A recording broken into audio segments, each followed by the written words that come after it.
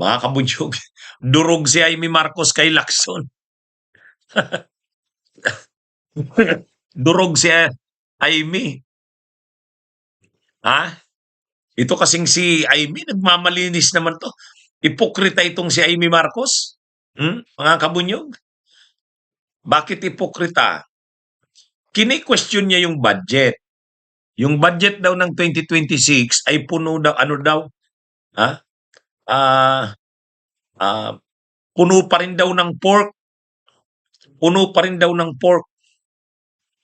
Giniling lang para hindi mahalata. Pero pork pa rin. Yun ang sinasabi ni Amy. Kaya itong budget daw na ito na pinasan, itong 2026, hindi daw masyadong pansin. Pero pork pa rin.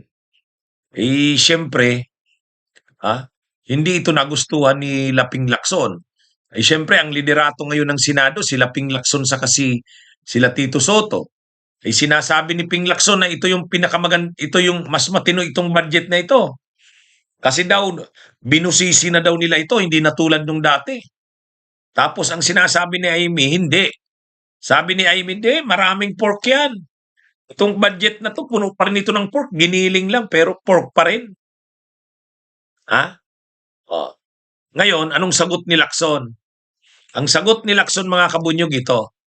Bakit ko sinabing durog? Ito, yan. Amy has at least 2.5 billion allocables in 2026 budget, Lacson says. Kumbaga, kinukontra mo ang budget, sasabihin mong puno ng pork. Pero si Amy daw mismo, may sarili ring mga allocables, di pork din yun. 2.5 billion daw sa 2025 budget ang allocables ni Amy. Mga kabunyog, mga kababayan, ayon yan kay Ping Lacson. Sabi ni Ping Lacson, parang ganito, bakit kung makapagsalita ka, parang ganito yan hindi eksaktong ganito ang sinabi ni Ping Lacson, hindi ganito. Pero ganito yung ibig niyang sabihin. Kumbaga kung ipaparaphrase natin ang pagkakasabi ni Lacson, ang lakas ang tindi mong ang parang nagmamalinis ka. Na kontra ka sa pork, pero ikaw mismo ang dami mong allocables. Sa 2025 budget daw, 2.5 billion pesos ang allocables ni Amy Marcos, sabi ni Lacson. Kung ngayon, kung 2.5 billion ang allocables mo, kung makapagsalita ka, parang wala ka namang allocables eh. Wala kang pork barrel, ay ang laki rin ng budget mo. Ipokrita ka. Hindi niya naman sinabi yan. Ano ko na lang yan. Kumbaga kung anuhin mo yung sinabi ni Lacson, napaka-ipokrita mo naman. Sinapaulit-ulit ka ng ang budget ay puno ng pork pero ikaw mismo nanginginabang sa pork. Sa 2025 budget, ilan ang allocables mo? Na pork na rin yun eh. 2.5 billion daw, sabi ni Lacson. Uminit nga kasi, uminit nga kasi ang ano ni Lacson, kasi nga, binibira ni Amy yung 2026 budget, puno daw ng pork. Giniling lang daw para hindi masyadong mapansin, pero pork pa din daw. Napikon si Lacson. Ngayon, ini-expose ni Lacson na kahit si Amy Marcos, sa bagay, naalala nyo yung Cabral Files? Yung nilabas ng, Cabral Files, DPWH leaks, yung linabas ng Bilyonaryo News Channel, pinakamaraming projects doon sa DPWH leaks, si Angara, sumunod si Escudero, pangatlo si Amy. Kaya ang nangyayari nga dito kay Amy, binibira ang administrasyon ng kapatid niya tungkol sa budget, pero siya mismo, ang laki ng kanyang pork barrel. Totoo naman yung sinasabi ni Lacson. Kumbaga si Amy, kala mo napakalinis. Binibira niya yung kapatid niya, binibira niya ang Kongreso sa pagpasa ng budget na puno daw ng pork. Totoo naman yun. Kahit naman ako, di ba? Ang mga comments ko diyan sa na yan, sa budget na yan, marami pa ring mga insertions, marami pa ring confidential funds, mayroon pa ring unprogrammed allocations, kaya hindi rin maganda ang budget. Pero ang pagkakaiba kay Amy, pinupuna niya ang budget, sinasabi niyang masama ang budget na to, puno daw ng pork, pero siya mismo nanginginabang din sa pork. Oh, yan yung problema. Kaya sabi ni Senador Ping Lacson, kung talagang malinis ka, huwag kang tumanggap ng pork.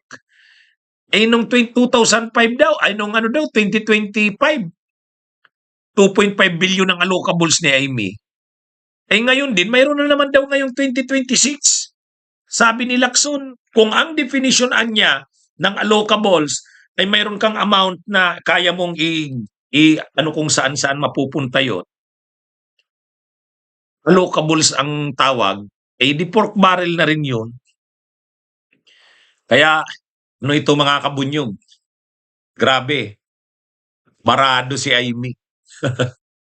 Parang, ang dami mong sinasabi kontra sa budget, ikaw nga mismo, puno ka rin ng allocables.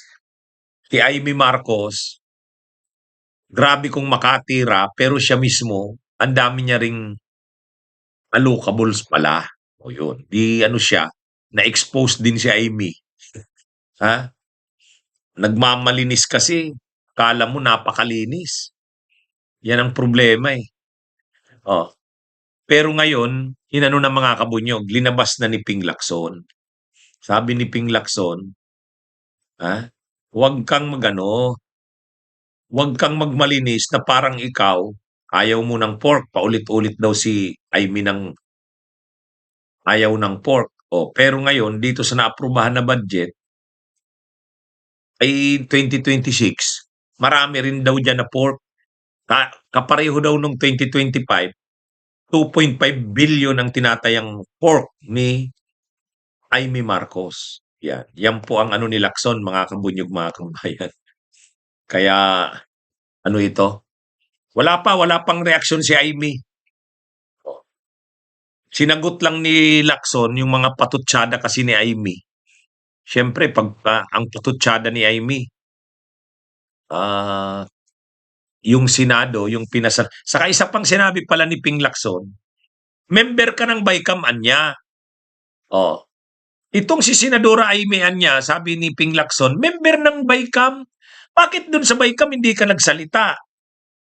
Di ba? Sabi ni Ping Lacson, bakit sa BICAM mayroon ka palang mga comments? Bakit hindi ka nagsalita? Tapos ngayon sasabihin mo, puno ng pork. O bakit hindi mo sinabi? Sabi ni Ping Lacson, bakit hindi mo sinabi doon sa BICAM? Ito pork ito, ino-oppose ko to, hindi ko to masasuportahan. Hindi naman daw nagsabi ng ganun si Amy. Kaya sabi ni Ping Lacson, nandun ka sa BICAM, member ka, hindi ka nagsalita. Tapos ngayon sasabihin mo, bulok ang budget na yan. Sa totoo lang, mga kabunyog, mga kabayan, kahit naman ako, nagre-react ako dyan sa mga budget na yan. Yung may confidential intelligence funds dyan, mayroon pa rin 4.5 billion.